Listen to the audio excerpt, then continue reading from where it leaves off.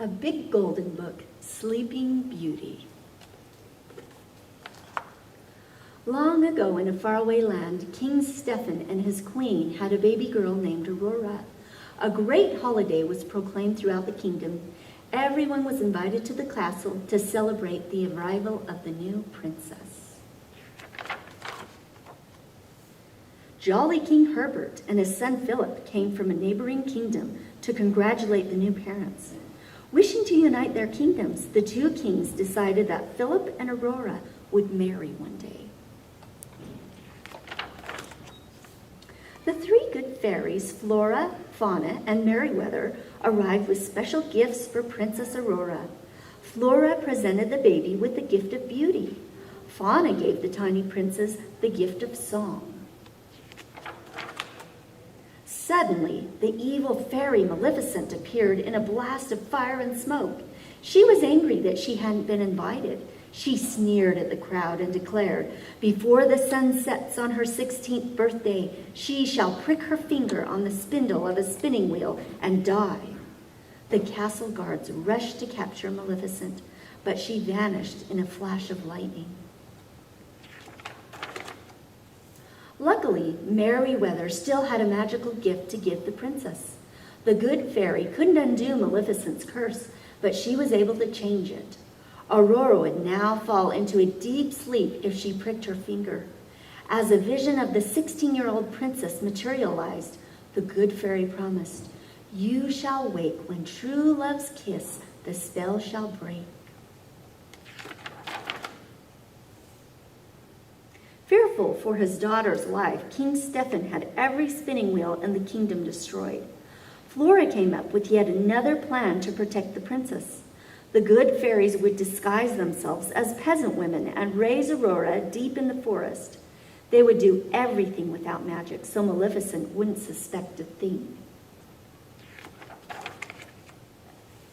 King Stephen and the queen knew Flora's plan was for the best. They watched with heavy hearts as their only child disappeared into the night with the three good fairies.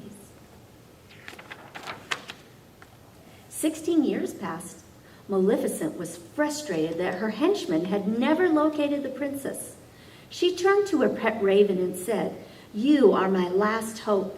Circle far and wide. Search for a maiden of 16 with hair of sunshine gold and lips as red as a rose." In the forest, a happy girl named Briar Rose greeted the day from her cottage window. She did not know she was really the Princess Aurora and that her aunties were the good fairies. It was Briar Rose's 16th birthday. The fairies wanted to surprise her with a cake and a dress and the truth about her royal identity. They asked Briar Rose to go pick berries, leaving her aunties time to prepare. Even after doing things for 16 years without magic, the fairies still had trouble with some tasks.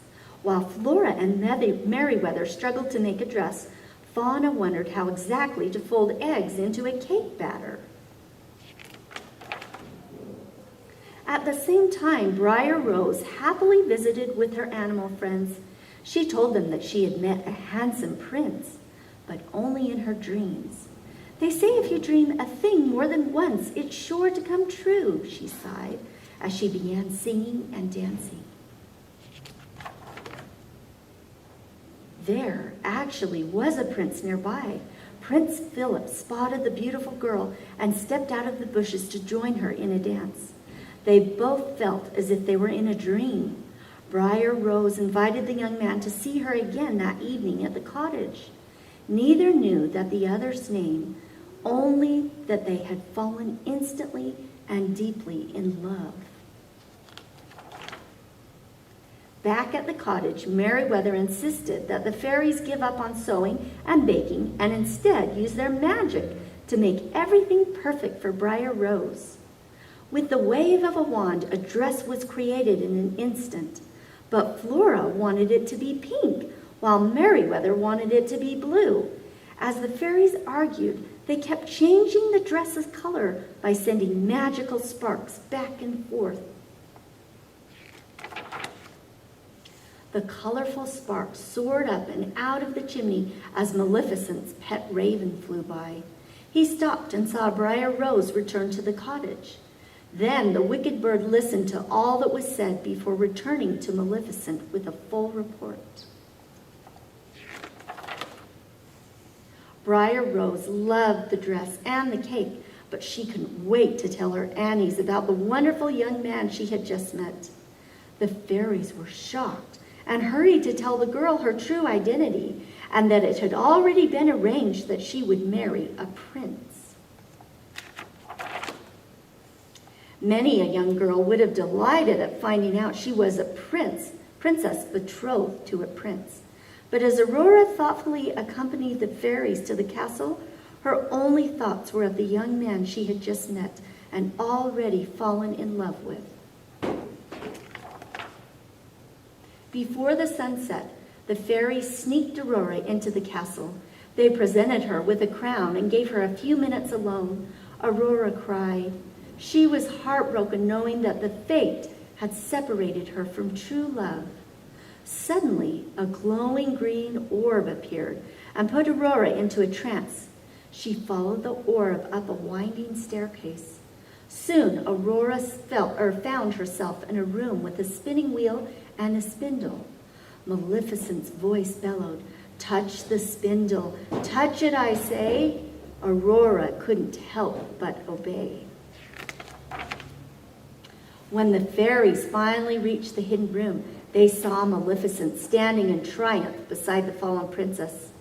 "You poor simple fools," Maleficent cried, "thinking you could defeat me, the mistress of all evil." Then, with a wicked laugh, she disappeared. The three fairies took Aurora to a tower room, where they placed her gently on a bed. Tears ran down their cheeks at this cruel turn of events. "King Stephen and the Queen will be heartbroken when they find out," sobbed Merryweather. To prevent any more sadness, the fairies flew about the castle, putting everyone in a deep sleep until Aurora could awaken. Not long after, Prince arrived at the cottage expecting to see the lovely girl from the forest. Instead, Maleficent and her henchmen were waiting. The evil fairy wanted to ensure that Briar Rose's young prince would not save her. After locking Prince Philip in her dungeon, Maleficent revealed that the girl he had fallen in love with was Princess Aurora, and that she was under a spell that only true love's kiss could break. When wicked Maleficent finally left, the good fairies came to the rescue. They released Philip from his chains and armed him with the enchanted shield of virtue and the mighty sword of truth. With help from the fairies, Philip fought his way past Maleficent's henchmen and through a wall of thorny bushes. Suddenly, Maleficent turned herself into an enormous fire-breathing dragon.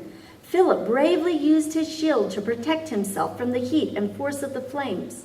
Teetering on the edge of the cliff, Philip took aim and threw his sword, striking Maleficent in the chest. She stumbled and fell. The evil fairy was defeated. Philip raced to Aurora's bedside. He knelt down and gently kissed his true love. Her eyes fluttered open and she smiled at him. The horrible spell was broken. The good fairies quickly woke up everyone in the castle. King Hubert, King Stephen, and the Queen yawned and stretched, but no one realized that they had all been asleep. Philip and Aurora entered the room and bowed before the throne.